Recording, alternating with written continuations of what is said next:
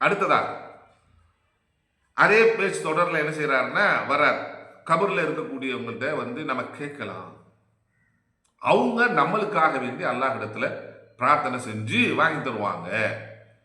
நல்லடியார் இடத்துல கேட்கறதுல என்ன தவறு இருக்கு? இந்த வஹாபிகள் கூடாதுன்னு சொல்லுவாங்க. அப்படி கூடாதுன்னு சொல்லக்கூடியவர்கள் தான் பல விஷயங்களை என்ன செய்யறாங்கன்னா நன்மைகளை இழந்து போறாங்க. ஆனா நாம என்ன செய்யணும் அப்படின்னா, அந்த நன்மைகள்லாம் கிடைக்கணும்னா அந்த நல்லடியார்கிட்ட போய் கேளுங்க, அவங்க நமக்காக வேண்டி பிரார்த்தனை பண்ணுவாங்க, பிரார்த்தனை பண்ணி அல்லாஹ்ட்ட வாங்கி தருவாங்க. அடுத்து குழந்தைக்கு கேட்பது அப்படிங்கிறது, குழந்தை மட்டுமல்ல, நம்முடைய என்ன தேவையாக இருந்தாலும் அந்த இறை நேசர்கிட்ட முறையிட்டா அவங்க அல்லாஹ்விட்ட துவா செஞ்சு நமக்கு வாங்கி தர்றாங்க. அதன் அடிப்படையில் அவங்கள்ட்ட போய் நம்ம முறையிடுறோம். அவங்களே தர்றாங்க அப்படிங்கிறதல்ல.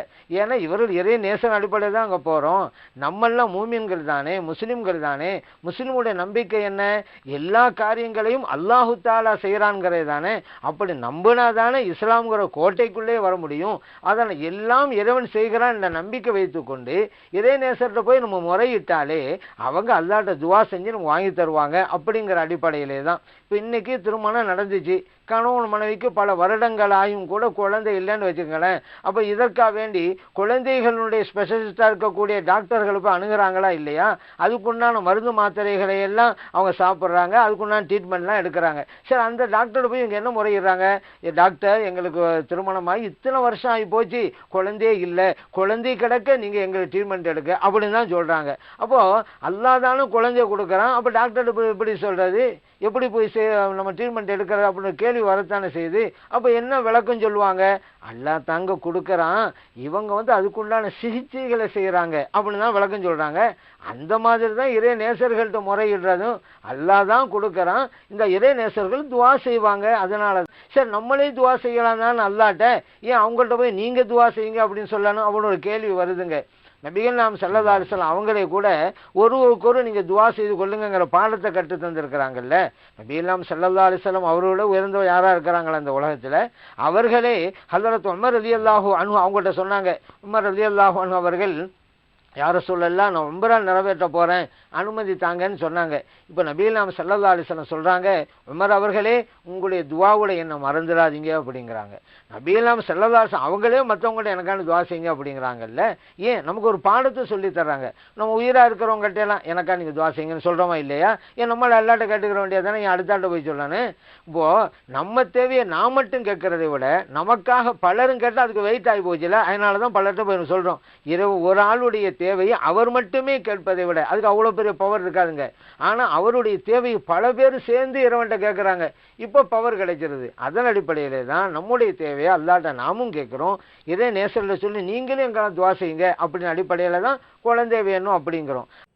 அது சொல்லிட்டு ஒரு லாஜிக் பாயிண்ட் ஒன்று சொல்கிறேன். என்ன, நமக்காக நாமே கேட்கறதுல எல்லாம் ஒரு வெயிட் இருக்காது.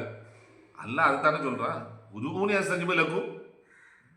எனக்கு அப்ப குர்ஆனுடைய வசனத்துக்கு மாற்றமா இல்லையா உங்களுக்கு? அம்மை யஜீபுல் முல்தர்ர இதா தஆ.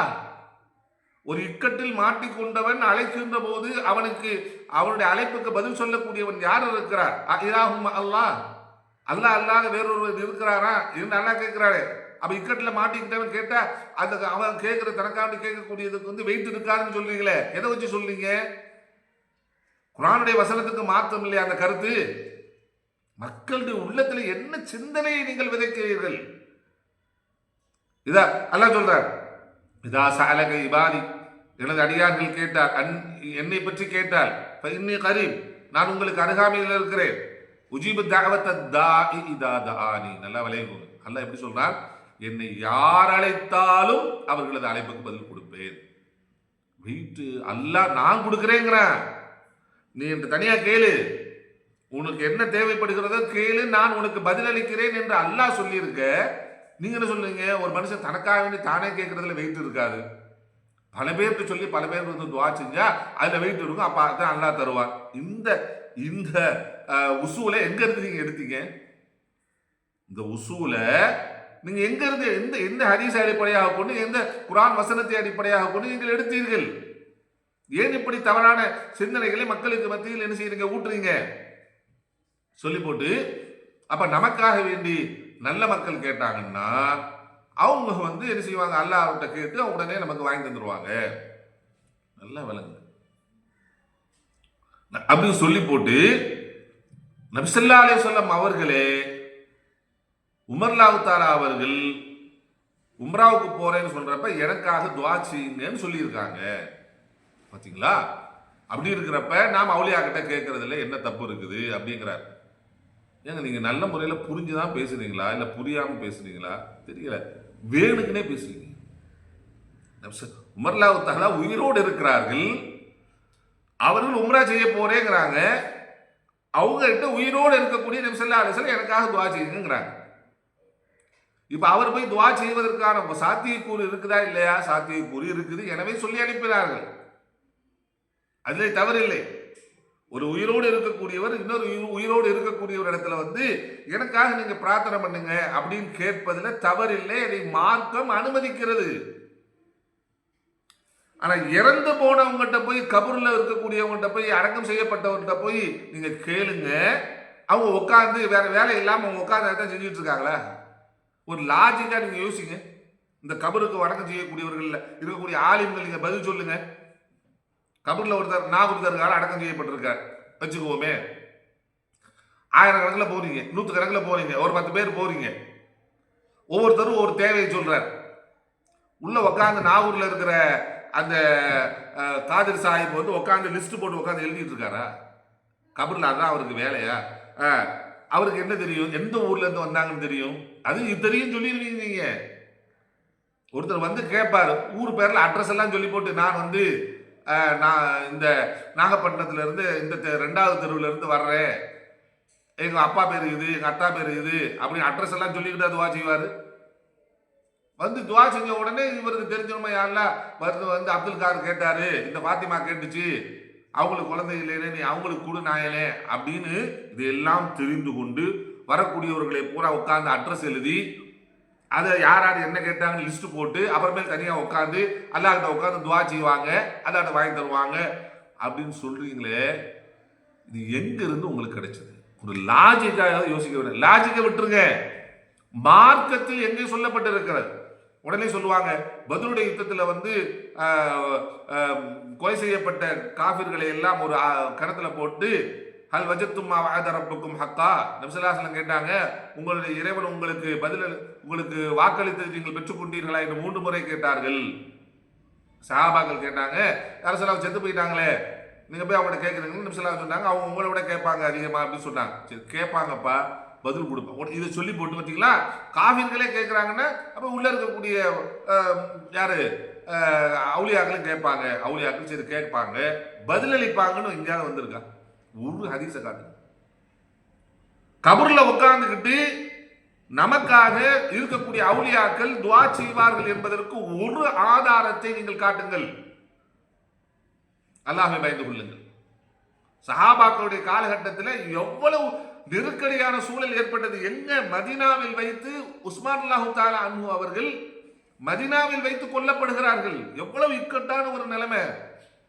எந்த சஹாபியாவது நபியினுடைய கபருக்கு போயிட்டு யார சூழல்லா இப்படி ஆகி போச்சு, ஏதாவது இந்த கஷ்டத்தை நீக்குங்க அப்படின்னு கேட்டதா ஒரு வரலாறு இருக்குதா? அதை விட ஒரு இக்கட்டான நிலைமை இருக்கா? ஸல்லல்லாஹு அலைஹி வஸல்லம் அவர்கள் யாரை பார்த்து விண்ணூரை என்று சொன்னார்களோ, ஒரு மகளை கட்டி கொடுத்து அவர்கள் இறந்ததற்கு பின்பாக இன்னொரு மகளையும் கட்டி கொடுத்து அவர்கள் இறந்ததுக்கு பின்பாக எனக்கு இன்னும் 10 மகள் இருந்தாலும் உஸ்மானுக்கு நான் கட்டி கொடுப்பேன். அவ்வளவு தூரத்திற்கு சொல்லப்பட்ட உயர்த்தி சொல்லப்பட்ட உஸ்மான் ரலியல்லாஹு தஆலா அன்ஹு அவர்கள் கொல்லப்படுகிற ஒரு சூழல் ஏற்படுகிறது. அங்க ஒரு மோசமான ஒரு சூழல் ஏற்படுகிறது. அந்த மாதிரியான ஒரு இக்கட்டை தவிர வேறு இக்கட்டை பார்க்க முடியாது.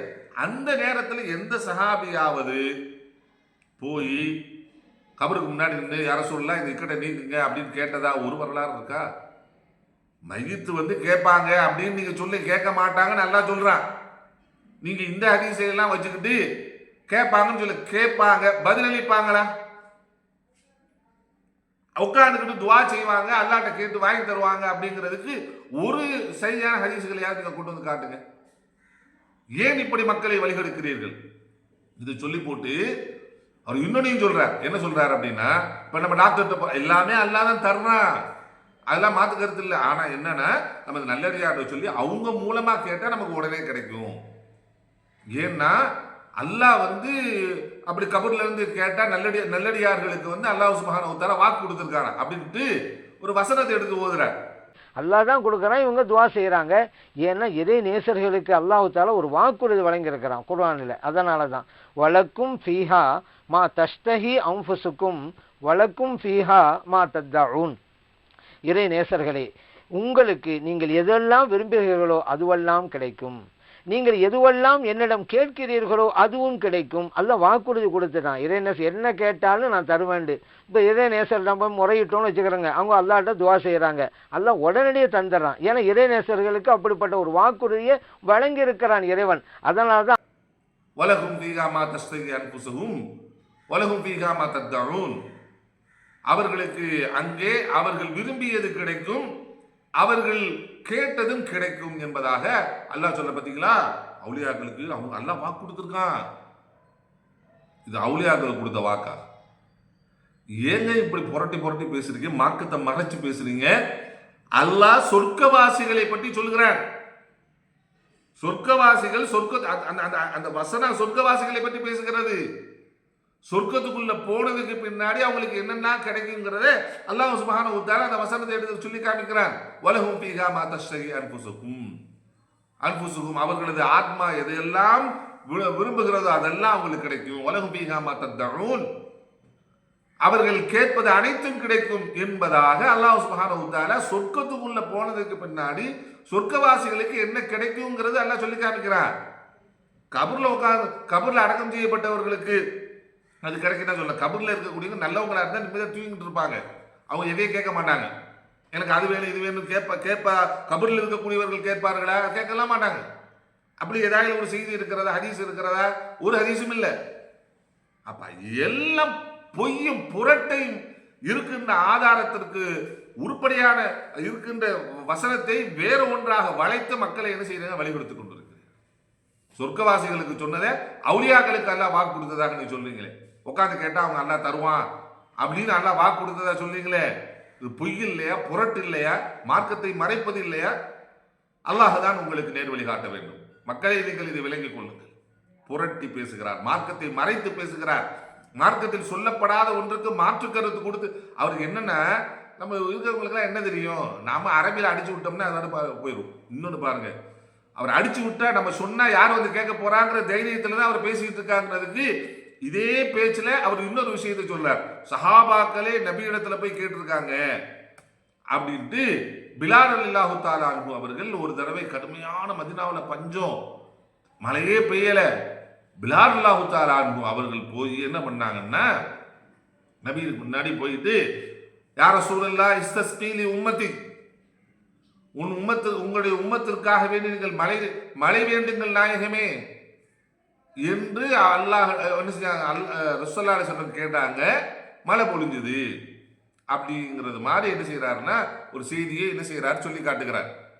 நபிகள் ஸல்லல்லாஹு அலைஹி வஸல்லம் அவர்களுடைய அந்த கபருக்கு பிலால் இப்னுல் ஹாரிஸ் ரலியல்லாஹு அன்ஹு போகிறாங்க. உமர் ரலியல்லாஹு அன்ஹுடைய ஆட்சி காலத்தில் கடுமையான பஞ்சம், மழை இல்லை. அப்போ பிலால் இப்னு ஹாரிஸ் ரலியல்லாஹு அன்ஹு சொல்கிறாங்க, இஸ்தஸ்கீலி உம்மத்துக்கு யா ரசூலல்லாஹ், நபிகள் ஸல்லல்லாஹு அலைஹி வஸல்லம் அவர்களே உங்கள் உம்மத்தினருக்கு மழை கிடைக்க ஆவணம் செய்யுங்க அப்படின்னு சொல்லிட்டு வந்துடுறாங்க. நபிகள் ஸல்லல்லாஹு அலைஹி வஸல்லம் அவர்கள் அந்த நபித்தோழருடைய கனவுலை மழை பொழியுங்கிற நற்செய்தியை சொல்லிட்டு, ஹதரத் உமர் ரலியல்லாஹு அன்ஹு அவங்களுக்கு என்னுடைய சலாம் சொல்லுங்க என்று சொல்லிட்டு போனாங்க. அவங்க சொல்லிட்டு போனது மாதிரி மழையும் பொழிந்தது. இப்னு அபி ஷைபால பதிவு செய்யப்பட்டிருக்கு. இப்போ கபர்ல போய் முறையிட்டாங்களா இல்லையா ஒரு சஹாபி அந்த காரியத்தை செய்யறதா இருந்தா அது மார்க்கத்தில் கூடும் என்பதா தானே செஞ்சிருப்பாங்க. ஒன்று கூடுமா கூடாதா நமக்கு தெரிவிப்பதை விட சஹாபா பெருமக்களுக்கு தானே நன்கு தெரிந்திருக்கும். காரணம் 1400 வருஷத்துக்கு பின்னால நமக்கு இஸ்லாம் கிடைத்திருக்கிறது. ஆனா அந்த சஹாபா பெருமக்கள் நபிகள் ஸல்லல்லாஹு அலைஹி வஸல்லம் அவர்களுக்கு முன்னால மண்டியிட்டளவா பாடத்தை பயின்றார்கள். சரி, அவங்க போய் கேட்டுட்டாங்க. நபிகள் ஸல்லல்லாஹு அலைஹி வஸல்லம் கனவுல சொன்னாங்கல்ல, இது கூடும் அப்படிங்க போய் இந்த முறையிட்டது கூடுங்கிறதுனால தான் மழை பொழியும்னாங்க. கூடாது வச்சுக்கிறோங்க. கனவுல போய் மழை பொழியும்டா சொல்லியிருப்பாங்க. ஏங்க என்னட்ட வந்து சொன்னீங்க, அல்லாட்டையிலங்க கேட்கணும்ல போய் சொல்லியிருக்கானே. ஆனால் என்ன செய்கிறாங்க, மழை பொழியும். அப்போ அவங்க கேட்டதை அங்கீகரிக்கிறாங்கல்ல. சரிங்க, இப்படி கேட்டுட்டு வந்துட்டாங்க, கனவுலும் சொல்லப்பட்டு போச்சு, மழை பொழிந்ததல்லவா, அந்த மழை யார் இறக்குனது, இறைவன் தானே. அப்போ இறைவன் வந்து என்னட்ட கேட்காம அங்கேயா போய் முறையிட்டீங்க, மழையை தரமாட்டேன் அப்பெல்லாம் முடிவெடுத்திருக்கணும் இறைவன். ஆனால் மழையை கொடுக்கிறான். பிலால் அல்லாஹு தாலா அன்பு அவர்கள் நபியிடத்துல போய் கபர்ல போய் நின்றுக்கிட்டு கேட்டதாக என்ன செய்யறார், துவா சொல்றார். இந்த செய்தியை சொல்றார். இப்னு அபி ஷைபால இடம்பெற்றிருக்கக்கூடிய செய்தி. அப்படி ஒரு செய்தி இடம்பெற்றிருக்குதா அப்படின்னா நிச்சயமாக இடம்பெற்றிருக்கிறது. ஆனால் அது யாரு இல்லை, பிலால் அல்லாஹு தாலா அவர்கள் இல்லை. பிலால் அல்லாஹு தாலா அவர்கள் இட்டுக்கட்டுறார். பிலால் அல்லாஹு தாலா அவர்கள் இட்டுக்கட்டுறார். அந்த செய்தி எப்படி வந்திருக்கிறது அப்படின்னா இப்னு அபி ஷைபால இடம்பெற்றிருக்கிறது. இமாம் புகாரமுல்லா அவர்களுடைய தாரீகுல் கபீரில் இது சுருக்கமாக இடம்பெற்றிருக்கிறது. பைஹக்கியில தலாயில் என்கிற நூலில் இடம்பெற்றிருக்கிறது. இப்னு அசாக்கிர்ங்கிற நூலில் இடம்பெற்றிருக்கிறது. மின் தரீக் அபி சாலிஹ் அன் மாலிக் இப்னு தார் என்று சொல்லக்கூடியவர் மூலமாக இந்த செய்தி இடம்பெற்றிருக்கிறது. என்ன வருகிறது அப்படின்னா, அசாபன் நாஸ கஹ்தும் ஃபி ஸமனி உமர், உமர்லாஹு தஆலா அன்ஹுவுடைய ஆட்சி காலகட்டத்தில் கடுமையான பஞ்சம் ஏற்பட்டுச்சு. ஃபஜா ரஜுல் இலா கபர் நபி ஸல்லல்லாஹு அலைஹி வஸல்லம். அப்போ ஒரு மனுஷன் வந்தார், யாருன்னு சொல்லலை, இவரு பிலால் அல்லாஹு தஆலான்னு சொல்லிட்டார். சரி, யா ரசூல வந்து அவர் என்ன சொன்னாருன்னா, யா ரசூலுல்லாஹ் இஸ்தஸ்கிலி உம்மத்திக ஃபஇன்னஹும் கத் ஹலகு, உங்களுடைய உம்மத்தவர்களுக்காக நீங்கள் மழை வேண்டுங்கள் நாயகமே, அவர்கள் அழிந்து விட போகிறார்கள் என்று சொன்ன உடனே அல்லாஹ் பிரார்த்தனை பண்ணாங்களா. நபி ஸல்லல்லாஹு அலைஹி வஸல்லம் அவங்க வந்து அவருடைய கனவுல வந்து உங்களுக்கு வந்து நீங்க என்ன செய்யுங்க, உமர்கிட்ட போங்க, போய் என்ன செய்யுங்க அப்படின்னா என்னுடைய சலாமை அவருக்கு தெரிவிங்க, கண்டிப்பாக விரைவில் அவர்களுக்கு மழை பெய்யும் என்பதாக அவர்களுக்கு சொல்லுங்க அப்படின்னு என்ன செய்யறாருன்னா சொன்னதாக இந்த ஹதீஸ் வந்து இந்த செய்தி வந்து இடம்பெற்றிருக்கிறது. இது வரலாற்று செய்தி இடம்பெற்றிருக்கிறது. ஆனால் பதிவு செய்த அத்தனை பேருமே இப்னு அபி ஷைபாவாக இருக்கலாம், இமாம் புகாரமுல்லா அவர்கள் தங்களுடைய தாரீகுல் கபீரில் இருக்கலாம், இமாம் பைஹக்கிரமுல்லா அவர்கள் தங்களுடைய தலாயிலில் இருக்கலாம், இப்னு அசாக் அவர்கள் தங்களுடைய தாரீகில் இருக்கலாம். அத்தனை பேரும் என்ன சொல்றாங்க தெரியுமா, இந்த ஹதீஸுக்கு கீழே வஹாதா இஸ்னாதுன் தஈஃபுன், இதனுடைய சனத் மிக பலகீனமானது, லா யஹ்தஜ்ஜு பிஹி, இதை ஒரு ஆதாரமாலாம் எடுத்துக்க முடியாது. மாலிக் அத்தார், இதுல வரக்கூடிய மாலிக் தார் என்பவர் தான் இந்த செய்தியை அறிவிக்கிறார். அவர் மஜ்ஹூலுன், அவர் மஜ்ஹூலானவர், அவர் யாருன்னே தெரியாது. அப்படியாப்பட்ட ஒரு ஒருத்தர் மூலமாக தான் இந்த செய்தி வந்திருக்கு. எனவே இது லைஃப் என்பதா சொல்றார். இது யார் சொல்றா அப்படின்னா இமாம் எல்லா இமாம்களும் சொல்லியிருக்காங்க. இமாம் இப்னு ஹஜர் அவர்கள் தங்களுடைய ஃபத்ஹுல் பாரியிலும் இந்த செய்தியை சொல்லியிருக்கிறார்கள். அதோடு மட்டும் இல்லாம ஷேக் அல்பானி ரஹ்மத்துல்லாஹி அவர்களும் இதை என்ன செஞ்சிருக்காங்கன்னா தங்களுடைய சில்சிலத் அஹாதீஸ் லைஃபால பதிவு பண்ணி இதை என்ன செஞ்சிருக்காங்கன்னா இது பண்ணியிருக்காங்க. சொல்லிட்டு இதுக்கு இந்த ஹதீஸ் வந்து சனது அடிப்படையிலே என்னது லைஃப், மத்தன அடிப்படையிலே இது ஏற்றுக்க முடியாதுன்றாங்க. ஏன்னா மழை பொழியாவிட்டால் மழை பொழிய வேண்டும் என்பதற்கு என்ன செய்யணும்னு நபி ஸல்லல்லாஹு அலைஹி வஸல்லம் சொல்லியிருக்காங்க. மழை வேண்டி அல்லாஹ் இடத்துல என்ன செய்யுங்க, மலை தொழுகை நடத்துங்கன்னு சொல்லியிருக்காங்க. அல்லது அல்லாஹ் என்ன சொல்றான், இஸ்தக்ஃபிரு ரப்பக்கும் இன்னஹு யுர்சிலுஸ் ஸமா அலைக்கும் மித்ராரா, சூரத்து நூஹ்ல தான் வருகிறது. உங்களுடைய அல்லாஹ் இடத்துல நீங்கள் பாவ மன்னிப்பு தேடுங்கள், அல்லாஹ் உங்களுக்கு மழை பொழிவிப்பார் என்று வருகிறது. அப்ப இஸ்திக்ஃபார் தேடணும், மழை வேண்டி தொழ வேண்டும். இதுதான் நபி ஸல்லல்லாஹு அலைஹி வஸல்லம் சுன்னா. இந்த சுன்னாவை விட்டு போட்டு கபர்ல அடக்கம் செய்யப்பட்ட நபி ஸல்லல்லாஹு அலைஹி வஸல்லம் அவங்ககிட்ட போய் உதவி தேடுதல் என்பது நபி ஸல்லல்லாஹு அலைஹி வஸல்லம் காட்டிய வழிக்கு முரணானது. எனவே இதனுடைய மத்தனும் ஏற்றுக்கொள்ளப்பட மாட்டாது என்பதாகவும் மிக தெளிவாக சொல்லியிருக்கிறார். பார்த்தீர்களா, இவ்வளவு மோசமான ஒரு லைஃபான ஹதீஸை வச்சுக்கிட்டு மத்தனும் சரியில்லை, சனதும் சரியில்லை, அப்படியாப்பட்ட இதை வச்சுக்கிட்டு கொஞ்சம் பிலால் அவங்களே நபிகிட்ட போய் கேட்டிருக்காங்க. அப்ப நபி ஸல்லல்லாஹு அலைஹி வஸல்லம் அவங்க கேட்டு என்ன செஞ்சிருவாங்கன்னா நமக்கு தந்துருவாங்க. இப்போ அந்த அடிப்படையில் இது கூடும். எனவே வந்து உங்களுக்கு பிள்ளை இல்லை, உங்களுக்கு வேற என்ன வேணும்னாலும் நீங்க கேளுங்க, அவங்க கேட்டு தருவாங்கிறார். சொல்லி போட்டு டாக்டர்கிட்ட போறோம், ஒருத்தர் குழந்தையே இல்லை, டாக்டர் எல்லாமே தர்றது யாரு, அல்லாஹ் தான். டாக்டர்கிட்ட போய் என்ன செய்யறோம்னா எங்களுக்கு குழந்தை இல்லை, இத்தனை வருஷமா குழந்தை இல்லை, எங்களுக்கு குழந்தைக்கான ஏற்பாடு செய்யுங்கன்னு அவர் மருத்துவம் செய்கிறார். அப்போ ஒரு டாக்டர்கிட்ட போய் கேட்குறோம்ல, அப்போ அவுலியாக்கிட்ட கேட்கறது என்ன தப்பு? அல்லா தானே குழந்தை கொடுக்குறான், அப்படியே டாக்டர்கிட்ட போய் கேட்குறீங்க அப்படின்னு சொல்லக்கூடாதுல்ல. அதே மாதிரி தான் அவுலியாக்கிட்ட கேட்கறது சொல்லக்கூடாது, கூடாதுன்னு சொல்லக்கூடாது. உண்மையிலேயே நீங்க எதை நீங்கள் புரிந்து பேசுகிறீர்கள் என்று நமக்கு தெரியவில்லை. நபி ஸல்லல்லாஹு அலைஹி வஸல்லம் சொன்னாங்க, லிகுல்லி தாஇன் தவா, ஒவ்வொரு நோய்க்கும் மருத்துவம் இருக்குது, எனவே நீங்கள் மருத்துவம் செய்யுங்கள் என்று சொன்னார்கள். அதற்கு தெளிவான ஹதீஸ் இருக்கிறது. அன்னைக்கு நபி ஸல்லல்லாஹு அலைஹி வஸல்லம் காலகட்டத்தில் குழந்தைக்கான மருத்துவம் இல்லாமல் இருந்திருக்கலாம், இன்னைக்கு மருத்துவம் வந்திருக்கிறது, அதற்கான மருத்துவம் இருக்கிறது, மருத்துவத்தை தேடுங்கள் என்று சொல்லி இருக்கிறார்கள். அந்த அடிப்படையில் தேடிக்கொள்ளலாம். இறந்து மௌத்தாய் போய் விட்டு அடக்கம் செய்யப்பட்டு விட்ட ஒருத்தரிடத்துல போய் நம்ம சொல்றதை கேட்கவும் முடியாது, நமக்கு பதில் சொல்லவும் முடியாது, அல்லாஹ் இடத்துல அவங்க கேட்பாங்க என்பதற்கு எந்த ஆதாரமும் இல்லை. அப்படியாப்பட்டவங்கள்ட்ட போய் நீங்க கேளுங்க, அவங்க அல்லாட்ட உங்களுக்கு கேட்டு குழந்தையை வாங்கி தருவாங்கன்னு நீங்க சொல்றது எவ்வளவு பெரிய மோசடி, மார்க்க மோசடி என்பதை நீங்கள் விளங்கிக் கொள்ள வேண்டும். எனவே அன்பார்ந்த சகோதர சகோதரிகளே, இந்த ஷேக் அப்துல்லா ஜமாலி அவர்கள் எடுத்து வைக்கக்கூடிய ஒவ்வொரு வாதங்களும், மார்க்கம் என்ற பெயரில் சொல்லுகிற ஒவ்வொன்றும் மக்களை கபரு வணக்கத்தின் பக்கம் அழைத்து அல்லாஹுவின் மீது வைக்கின்ற நம்பிக்கையை எடுத்து அவுலியாக்களை தூக்கி வைக்கிறார். மக்களை அல்லாஹுவை வணங்குவதை விட்டுவிட்டு கபரின் பக்கம் வணக்கம் செய்யறதுக்கு வர வைக்கிறார். நபி ஸல்லல்லாஹு அலைஹி வஸல்லம் அவர்கள் ஷரியத் காட்டிய ஷரியத்தை விட்டுவிட்டு தரீக்கத்தின் பக்கம் அழைக்கிறார். நபி ஸல்லல்லாஹு அலைஹி வஸல்லம் அவர்கள் காட்டிய சுன்னாவை விட்டுவிட்டு சூஃபிசத்தின் பக்கம் அழைத்துக் கொண்டிருக்கிறார். இப்படியாப்பட்ட மக்களை, இப்படியாப்பட்ட ஆலிம்களை இனம் கண்டு இவர்கள் சொல்லுகிற அந்த வழிகேடான விஷயங்களை விட்டு நம்மை பாதுகாத்துக் கொள்வதற்கு முயற்சிகள் செய்வோம். வல்லல்லாஹு சுப்ஹானஹு வ தஆலா இது போன்றவர்களுடைய மார்க்க சூழ்ச்சிகளில் இருந்து அல்லாஹ் இந்த சமூகத்தை பாதுகாத்தருள்வானாக.